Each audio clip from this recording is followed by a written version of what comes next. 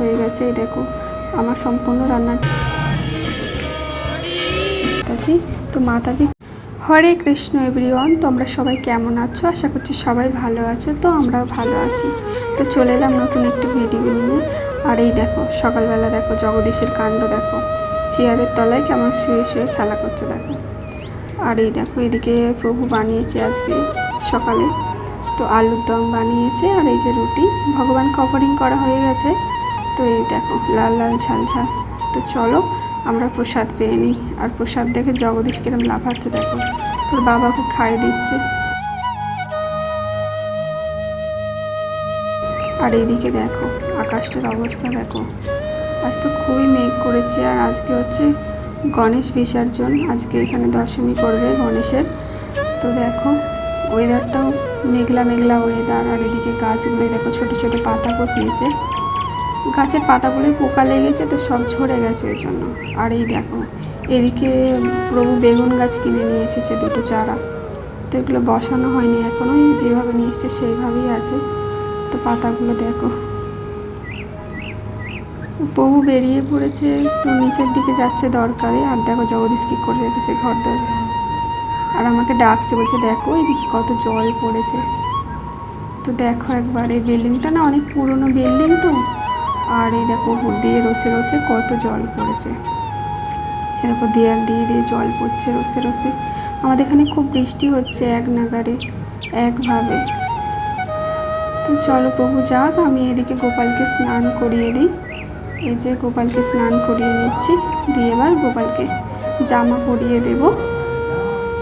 জামা পরানো প্রায় হয়ে গেছে। তো চলো ভগবানকে এবার দর্শন করো।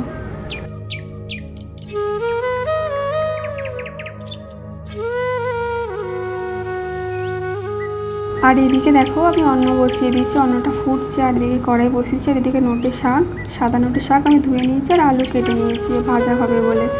তো কড়াইতে আলুগুলো দিয়ে দিলাম, দিয়ে এবার একটু ভালো করে নেড়ে চেড়ে লবণ হলুদ দিয়ে দেবো, দিয়ে পোস্ত দিয়ে ভালো করে একটু ভেজে নেবো। এই দেখো ভাজা হয়ে গেছে, এবার আলুগুলো তুলে নেবো। নেওয়ার পর আমি শাকটাকেও ভেজে নিচ্ছি শুকনো লঙ্কা ফোড়ন দিয়ে। এই দেখো পোস্ত দিয়ে ভেজেছি, একটু টেস্টি হয়, পোস্ত দিয়ে করলে খুব সুন্দর হয়। তো ভাজা হয়ে গেছে, তুলে নিলাম। নিয়ে এবার আমি ময়দাটা ধোয়া হয়ে গেছে, তো এটা হলুদ মাখিয়ে নিয়েছি। নিয়ে এবার সয়াবিনের বড়ির মতো করে তেলে ভেজে নেবো। এই দেখো ভাজলে দেখেছো কিরকম বড় বড় হয়ে যাচ্ছে, তো ফুলে যাবে এরকম তারা। তোমার ভাজা হয়ে গেছে, এবার আমি তুলে নেব ওটা। তো তুলে নিয়েছি আমি এই দেখো থালাতে। আর এই সমস্ত মানে ময়দাটা আমার ভাজা হয়ে গেছে, তার দিকে মশলাগুলো আমি রেডি করে নিয়েছি সমস্ত যা যা দেবো আর কি।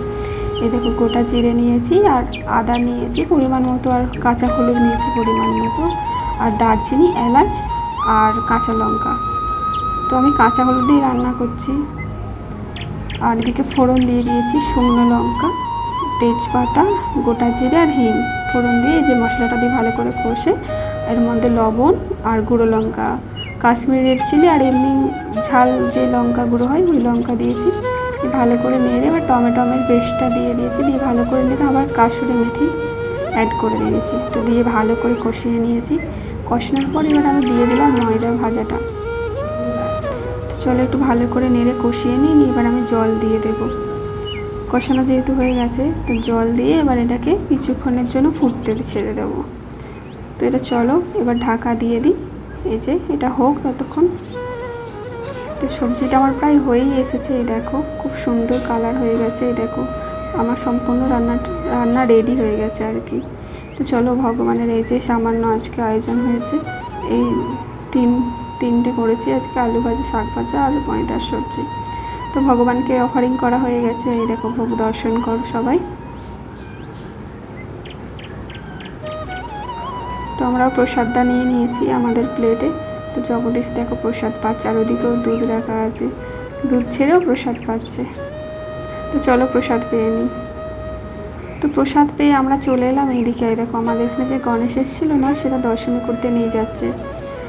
তো এদিকে জগদীশ আবার এই ব্যালকনিতে এসেছে, দিয়ে দেখছে এখান থেকে, এদিক দিয়ে এবার যাবে। আর এই যে টাইলসগুলো দেখছো না, এই টাইলসগুলো সব রান্নাঘরে ছিল, খুলে পড়ে গেছে, তো এখানে রেখে দিয়েছি। আর এই দেখো দশমী করতে যাচ্ছে দেখো। তো আজকে এখানে দশমী, প্রচুর ধুমধাম করে সব দশমী করতে যাচ্ছে। তো রাস্তা দিয়ে বেরোনোই মানে যাওয়াই যাচ্ছে না, এত জ্যাম রাস্তায়। তো আর আকাশে তো প্রচণ্ড মেঘ করেছে, দেখো পুরো অন্ধকার করে আসছে, এত মেঘ করেছে।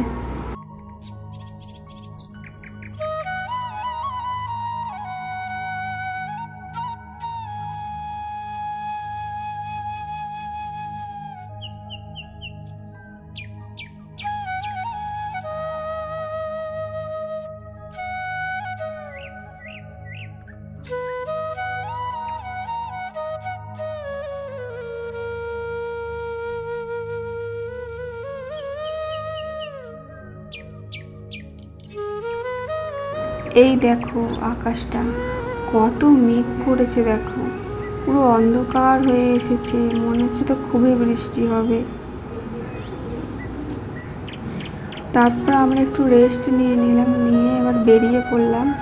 আমরা আজকে ইস্কন মন্দিরে যাব, তো চলো বেরিয়ে পড়ি ইস্কন মন্দিরে।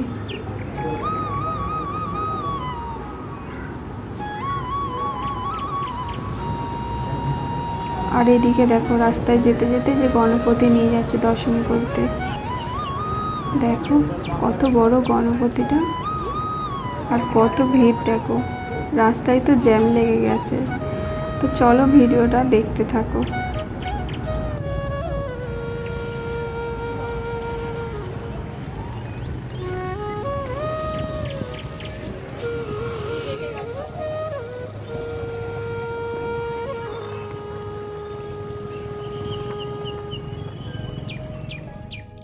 তো আমরা চলে এসেছি ইস্কন মন্দিরে, এই দেখো। আর বৃষ্টি পড়তে শুরু হয়ে গেছে, দেখো বৃষ্টি পড়ছে। তো চলো তাড়াতাড়ি মন্দিরের ভেতরে যাওয়া যাক।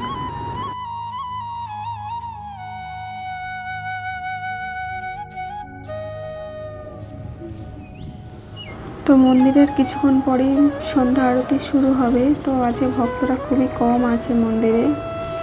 তো চলো, এই যে ভগবানের আরতির শঙ্খ বাজিয়ে দিয়েছে, তো এবার ভগবানের যে পর্দা সরাবে। তো চলো সবাই ভগবানের সন্ধ্যা আরতি দর্শন করো।